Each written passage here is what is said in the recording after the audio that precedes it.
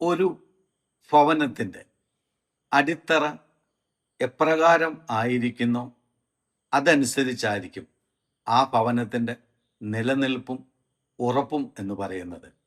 ഇതുപോലെ തന്നെയാണ് ഒരു കുടുംബ ജീവിതത്തിൻ്റെ അടിസ്ഥാനം എന്തിലാണോ നിലനിൽക്കുന്നത് അതിൻ്റെ അടിസ്ഥാനത്തിലായിരിക്കും ആ കുടുംബ ജീവിതം സന്തോഷമുള്ളതായി തീരുന്നത്. ഏതൊരു കുടുംബ ബന്ധത്തിനും ഏറ്റവും ആദ്യം വേണ്ട ഒരു ഘടകമുണ്ട്. അത് ഇല്ല എങ്കിൽ എന്തെല്ലാം ഉണ്ടായിട്ടും ഒന്നുമില്ലാത്തതുപോലെയും, അത് ഉണ്ടെങ്കിൽ ഒന്നുമില്ലെങ്കിലും എല്ലാം ഉള്ളതുപോലെയുമാണ്. ഏതാണ് അത്? അല്ലെങ്കിൽ ഏതാണ് ആ ഘടകം? ആ ഘടകത്തിൻ്റെ പേരാണ് സ്നേഹം. നമുക്കറിയാം, ഏതൊരു ഭവനവും ഏതൊരു കുടുംബവും നിലനിൽക്കണമെങ്കിൽ അതിൻ്റെ അടിസ്ഥാനം സ്നേഹത്തിൽ പണിയുന്നതായിരിക്കണം. എവിടെ സ്നേഹത്തിൻ്റെ കുറവ് കടന്നു വരുന്നു അങ്ങനെയുള്ള ഭവനങ്ങളിലാണ് എപ്പോഴും പ്രതിസന്ധിയും പ്രയാസങ്ങളും കൂടിക്കൂടി വരുന്നത്. ഏതൊരു ഭവനത്തിൽ സ്നേഹം നിലനിൽക്കുന്നോ ആ ഭവനത്തിൽ എന്നും സന്തോഷവും സമാധാനവും നിലനിൽക്കുകയും ചെയ്യും. സ്നേഹത്തെക്കുറിച്ച് വിശുദ്ധ ഗ്രന്ഥത്തിൽ വളരെ വ്യക്തമായി എഴുതിയിട്ടുണ്ട്. എന്താണ് യഥാർത്ഥ സ്നേഹമെന്ന് പറഞ്ഞാൽ, ബൈബിളിലെ സ്നേഹത്തെക്കുറിച്ച് 15 കാര്യങ്ങൾ വളരെ വ്യക്തമായി പറഞ്ഞിട്ടുണ്ട്. അതിൽ ഓരോന്നും വളരെ പ്രാധാന്യമർഹിക്കുന്നതാണ്. സ്നേഹമെന്നും പറഞ്ഞാൽ മാത്രം പോരാ. ഈ 15 കാര്യങ്ങളും ഉൾക്കൊള്ളുമ്പോഴാണ്, അല്ലെങ്കിൽ ഈ 15 കാര്യങ്ങളും പാലിക്കാൻ സാധിക്കുമ്പോഴാണ് അത് യഥാർത്ഥത്തിൽ പൂർണ്ണ സ്നേഹമായി തീരുന്നത്. ഒന്നാമതായി പറഞ്ഞിരിക്കുന്നു, അതിപ്രകാരമാണ്: സ്നേഹം ദീർഘക്ഷമയും ദയയും ഉള്ളതാണ് എന്ന്. നമുക്കറിയാം, പലപ്പോഴും കുടുംബാംഗങ്ങൾക്ക് സ്നേഹം കുറയുമ്പോഴാണ് പരസ്പരം ക്ഷമിക്കാനും ദയ കാണിക്കാനും പറ്റാതെ വരുന്നത്. അപ്പോൾ ഒരു കുടുംബ ജീവിതത്തിലെ ഏറ്റവും പ്രധാനമായി വേണ്ട ഒന്നാമത്തെ ഘടകമാണ് ക്ഷമിക്കാനുള്ള കഴിവ്. ക്ഷമിക്കുക എന്ന് പറഞ്ഞാൽ അത്ര എളുപ്പമുള്ള കാര്യമല്ല. എന്നാൽ ഒരു വ്യക്തിക്ക് ക്ഷമിക്കാൻ സാധിച്ചാൽ ആ വ്യക്തിയിൽ എന്നും ദൈവസ്നേഹം നിലനിൽക്കുന്നു എന്നാണ് അതിൻ്റെ അർത്ഥം. അതായത് ഒരു കുടുംബ ജീവിതത്തിലെ ഏറ്റവും പ്രധാനമായി വേണ്ട ഒരു ഘടകമാണ് സ്നേഹം ഉണ്ടെന്ന് പറയുകയും ക്ഷമിക്കാൻ സാധിക്കാതെ ഇരിക്കുകയും ചെയ്താൽ ആ വ്യക്തിയിൽ സ്നേഹം നിലനിൽക്കുന്നില്ല എന്ന് നമ്മളെ ഓർമ്മപ്പെടുത്തുകയാണ്. രണ്ടാമതായി, ഒരു കുടുംബജീവിതത്തിൽ സ്നേഹം ഉണ്ട് എന്ന് പറയുകയും ഇത് ഇല്ലാതിരിക്കുകയും ചെയ്താൽ അവിടെ സ്നേഹമില്ല. രണ്ടാമതായി നമ്മളെ ഓർമ്മപ്പെടുത്തുകയാണ്, സ്നേഹം അസൂയപ്പെടുന്നില്ല എന്ന്. തൻ്റെ ജീവിത പങ്കാളിക്ക് നല്ല കഴിവുകളും പ്രാഗൽഭ്യങ്ങളും ഉണ്ടാകുമ്പോൾ സ്നേഹമുള്ള പങ്കാളിക്ക് മാത്രമേ അത് അംഗീകരിക്കാനായിട്ട് സാധിക്കത്തുള്ളൂ. അല്ലാത്ത വ്യക്തിയിൽ അസൂയ ഉടലെടുക്കും. അപ്പോൾ സ്നേഹം ഒരിക്കലും അസൂയപ്പെടാത്ത ഒന്നാണ്. അസൂയപ്പെടാതിരിക്കണമെങ്കിൽ എന്തുണ്ടായിരിക്കണം? നമ്മളിൽ സ്നേഹം നിറഞ്ഞു നിൽക്കണം. കുടുംബജീവിതത്തിൽ രണ്ടാമതായി വേണ്ട ഒന്നാണ് സ്നേഹം അസൂയപ്പെടുന്നില്ല. മൂന്നാമതായി നമ്മൾ കാണുന്നു, ആത്മപ്രശംസ ചെയ്യുന്നില്ല.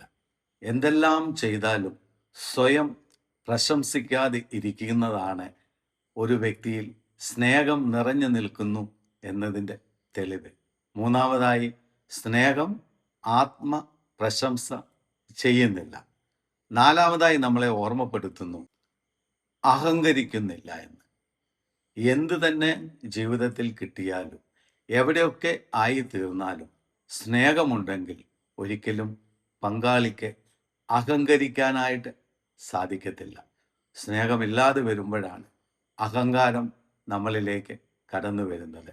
അപ്പോൾ ഒരു കുടുംബ ജീവിതത്തിലെ സ്നേഹം നിറഞ്ഞു നിൽക്കുമ്പോൾ മാത്രമേ അഹങ്കാരം അവരുടെ ജീവിതത്തിൽ ഇല്ലാതെ വരികയുള്ളൂ. അഞ്ചാമതായി നമ്മളെ ഓർമ്മപ്പെടുത്തുന്നു, സ്നേഹം അനുചിതമായി പെരുമാറുന്നില്ല. അവസരോചിതമായി പലപ്പോഴും നമ്മൾ പെരുമാറാറുണ്ട്. എന്തുകൊണ്ടാണ്? സ്നേഹം കുറഞ്ഞു പോകുമ്പോഴാണ് മനുഷ്യൻ അവസരോചിതമായി പെരുമാറുന്നത്. അപ്പോൾ കുടുംബജീവിതത്തിൽ സ്നേഹം കുറയുമ്പോൾ അവസരത്തിനൊത്ത് നാം പെരുമാറുന്നവരായിത്തീരും. കാരണം സ്നേഹത്തിൻ്റെ അളവ് കുറയുന്നതുകൊണ്ടാണ് കുടുംബ ബന്ധങ്ങളിൽ അങ്ങനെയുള്ള പെരുമാറ്റ രീതികൾ കടന്നു വരുന്നത്. ആറാമതായി നമ്മളെ ഓർമ്മപ്പെടുത്തുന്നു, സ്നേഹം സ്വാർത്ഥം അന്വേഷിക്കുന്നില്ല, സ്വാർത്ഥതയില്ലാത്തവരായി മാറുകയാണ്. പരസ്പര ജീവിത പങ്കാളികളിൽ സ്വാർത്ഥത ഇല്ലാതിരിക്കണമെങ്കിൽ അവരിൽ ഒന്നാമതായി സ്നേഹത്തിന് അവർ സ്ഥാനം കൊടുക്കണമെന്ന് നമ്മെ ഓർമ്മപ്പെടുത്തുകയാണ്. ഏഴാമതായി സ്നേഹത്തെക്കുറിച്ച് പറയുന്നത്, സ്നേഹം കോപിക്കുന്നില്ല എന്നാണ് പറയുന്നത്.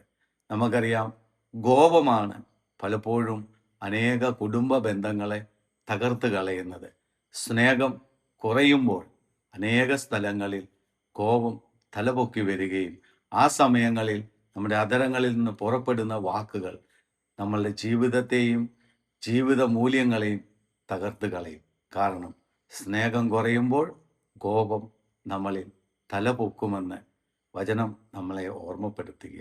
എട്ടാമതായി സ്നേഹത്തെക്കുറിച്ച് പറയുന്നത്, വിദ്വേഷം പുലർത്തുന്നില്ല. നമുക്കറിയാം, വിദ്വേഷം ഉള്ളിലേക്ക് വെച്ചു പുലർത്തിയാൽ അത് പിന്നെ വെറുപ്പിലേക്കും ദൂഷണത്തിലേക്കുമൊക്കെ നമ്മളെ നയിക്കും. വിദ്വേഷം നമ്മളിലേക്ക് കടന്നു വരുന്നതിൻ്റെ പ്രധാന കാരണം പങ്കാളിയോട് നമുക്ക് സ്നേഹം കുറയുമ്പോൾ വിദ്വേഷം നമ്മളിൽ വളരുകയും അത് നമ്മളെയും പങ്കാളിയെയും നശിപ്പിക്കുകയും ചെയ്യും.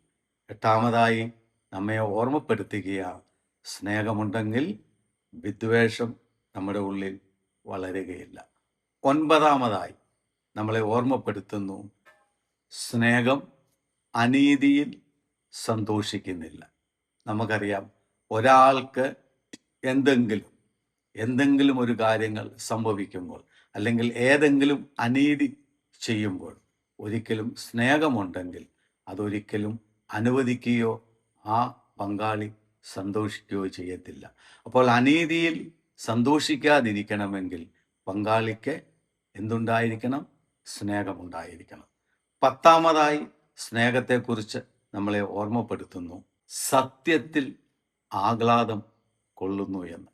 സത്യത്തിൽ മാത്രം നിലനിൽക്കണമെങ്കിൽ പരസ്പരം സ്നേഹത്തിൽ നിലനിൽക്കുന്ന പങ്കാളികൾക്ക് എപ്പോഴും സത്യത്തിൽ നിലനിൽക്കാനായിട്ട് സാധിക്കുകയുള്ളൂ.